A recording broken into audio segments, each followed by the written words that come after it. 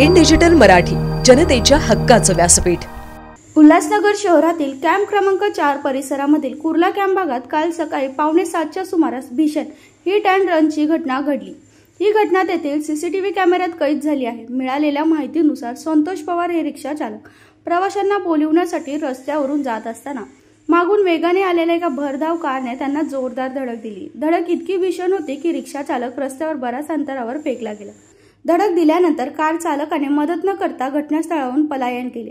या अपघातात रिक्षा चालक गंभीर जखमी झाला असून त्याच्यावर जवळच्या खासगी रुग्णालयात उपचार सुरू आहेत।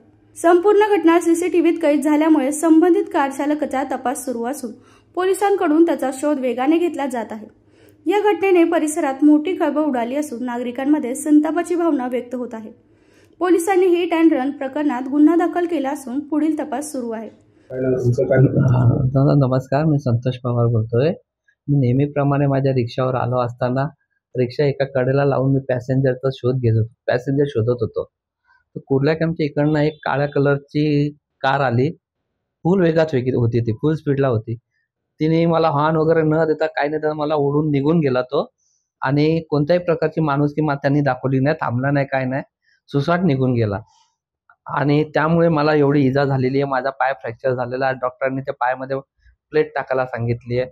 आज मी घरातला कमवता एकटा माणूस आहे, तरी कृपया करून पोलिसांतर्फे, प्रशासनातर्फे मला सहकार्य मिळावा ही नम्र विनंती। आणि तसेच हे असे जे रॅश ड्रायव्हिंग करतात, आज माझ्याबरोबर ही घटना घडली, यापूर्वी पण कितीतरी जणांबरोबर ही घटना घडलेली आहे, यापुढे पण घडू शकते आणि कोणाची जीवितहानी होऊ शकते, ही शक्यता नाकारता येऊ शकत नाही।